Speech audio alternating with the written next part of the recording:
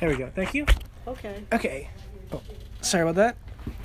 Okay, so at the point where we had the black vote was, early on before desegregation, like what was the experience like? Our biggest challenge was the poll tax. There was a poll tax in Texas. I think it was $1.75 a year, but you had to pay a poll tax in order to vote.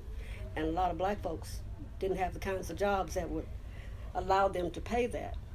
So in 1962, 63, the poll tax was outlawed in Texas. So everybody had to get registered to vote. And here we formed what was called the Walker County Voters League. Some of the black businessmen came together and formed that league.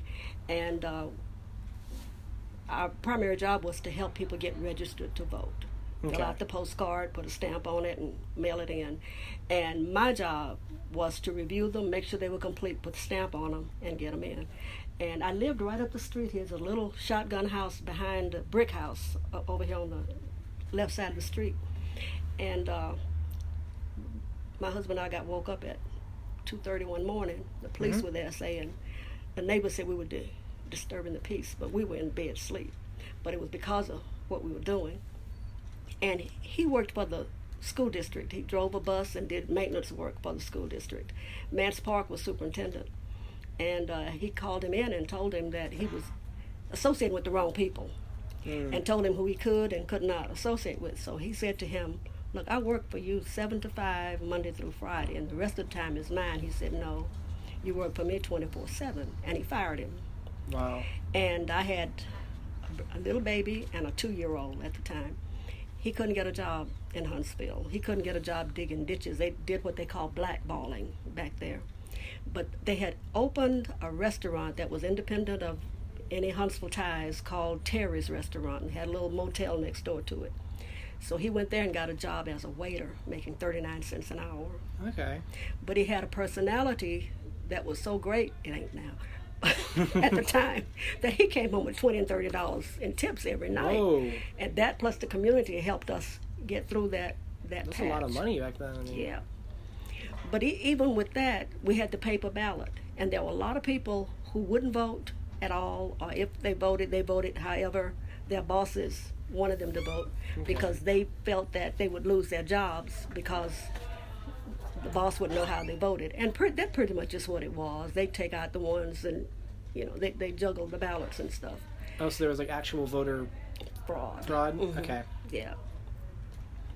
And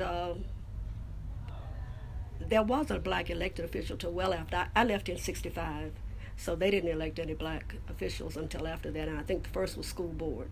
Okay. And then later on, a couple were on city council. And we had one county commissioner.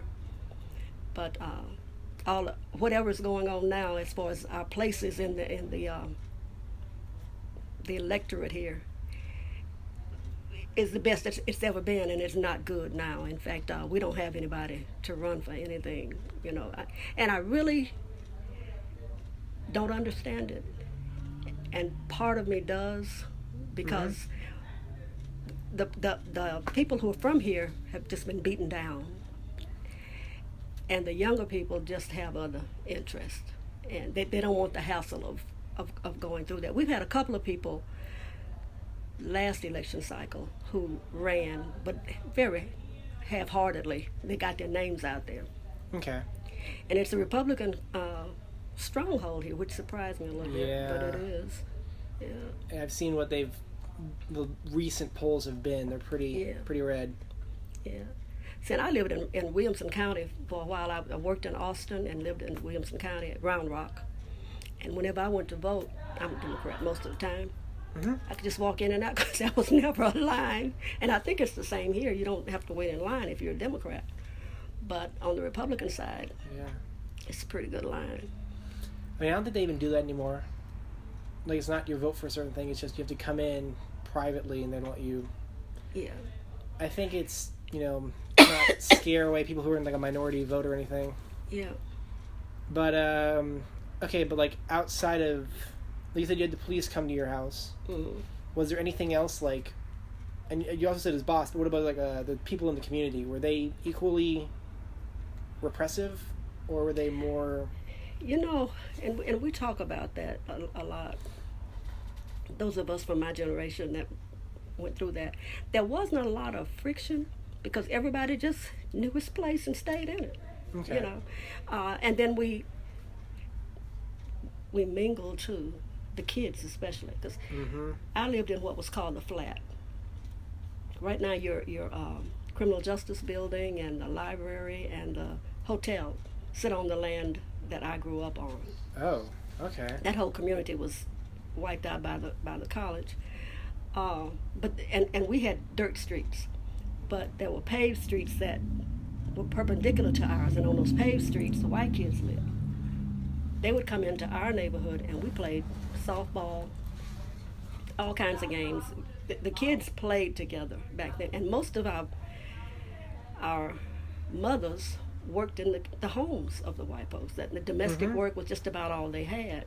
Later on, the college opened up a little. My mom used to be a janitor over at what is now Jackson Shaver Hall. It was just Jackson Hall back then. It was a boys' dorm back then. Yeah, they call it Jack Shack now. Okay, and my dad worked in the kitchen at Belvin at one time. I don't know if Belvin's even still there. You know. No, Belvin's still there, but it's just dorms now. Yeah.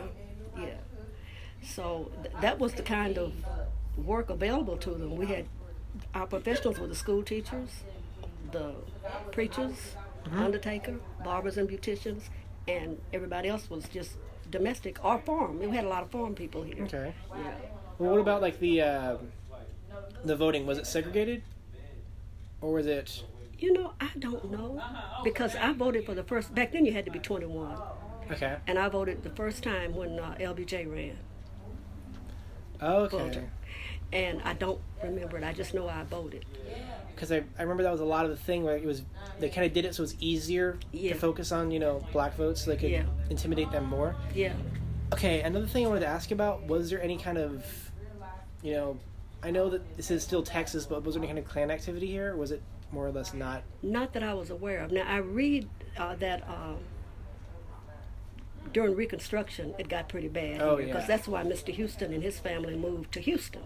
Yeah. Because it just got really, really bad. I mean, yeah, it was really bad, and it's kind of a little bit back now, But not like that. Oh, of course not. I mean, back then it was really bad. But there were things that happened. I've heard of this family where the lady and her kids got burned up because she had a white guy that she was fooling with, and then she was fooling a black guy, and the white guy got mad and burned the house down.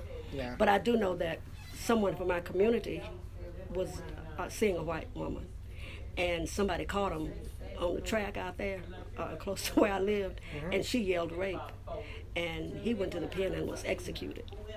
And she later recanted. Well, that's kind of too late at that point. Yeah. But you had those pockets, but you didn't have any. But my mother always feared that. That's why I didn't go to Sam. They tried to get me to go. I had applied and everything, but I pulled back before I went up to register because my mother was scared to death that they were going to burn our house down. She was going to lose her job because she worked for the college, and I didn't like doing that to her, so I pulled back. Okay. Yeah. Well, I mean, okay, but as far as voting goes, was there anybody who was trying to focus on trying to get the black vote, or was there any groups trying to, push back the black vote, or was that any kind of like a pander or repression, like promised politically? I'm really not sure, and most of the people who would know have gone on to glory. I'll tell you somebody who might know something if you still have time to talk. Have you talked to Richard Watkins? No. I'll give you his phone number. Call him. He is a walking encyclopedia on Black Huntsville. Okay. Yeah. And he was president of the NAACP. Oh, okay. Yeah, and his uncle, Wendell Baker, was he lost his job as a school teacher for building a brick house, building a brick house and building it on the highway where it could be seen, because white teachers didn't have brick houses, so he couldn't have a brick house. And then he had the nerve to go buy his brick from Houston. Yeah. But Richard knows, like I said, he was over the NAACP, and he's an officer with them now still. Okay. He's a Vietnam veteran. He was a pilot, helicopter pilot, got shot down and all that good stuff. But his family, he had somebody in there that was a storyteller, because he knows stuff about the community. I mean, the total community. He's a wealth of information. Okay. And I'm pretty sure he'd be glad to talk with you. Okay, I'll see if I can get a hold of him after this. Yeah. Now, you said that when you had the, you said that most of the people were okay, but was the police, doing any kind of intimidation at, voting at all? I'm not aware that they did. I really am not aware that they did. Okay. Well, I mean, even if you don't know anything about it, it probably means it wasn't that bad, which is still useful, Yeah. And I'm not even sure if anybody lost their job because of the way they voted back when we had the paper ballots and stuff, but they lived in fear of that. In fact, since I've been back, I've had someone tell me that when it was election time, people were getting folks to just take the sheet and call folks and encourage them to go vote. And somebody said, be careful about that. You work for the state, you may lose your job. So that mentality is still there. And this was somebody maybe from my generation that said that. Okay, but after the paper ballots, they said it was really easy to mess with the vote at that point? Mm-hmm. They weren't paper ballots like paper ballots are now. They were pieces of paper that you folded up and stuck off in the... You just wrote a name and... Yeah, that sounds like it would be pretty easy to, influence. But see, I don't even know if you had to sign them back then. I don't know if there was any record that you actually voted. So it might have been just a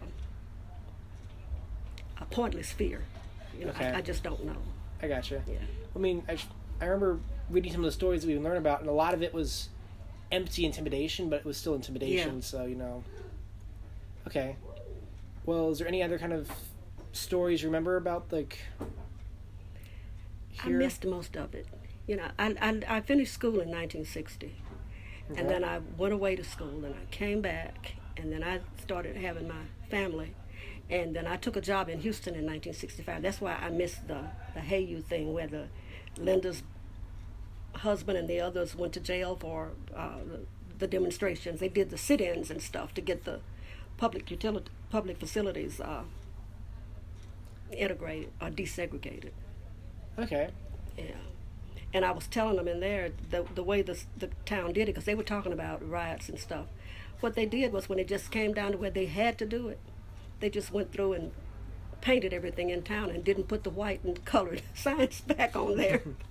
Penny's had a black water fountain in there, and then there was the white one, and courthouse the same way. Everywhere it was like that.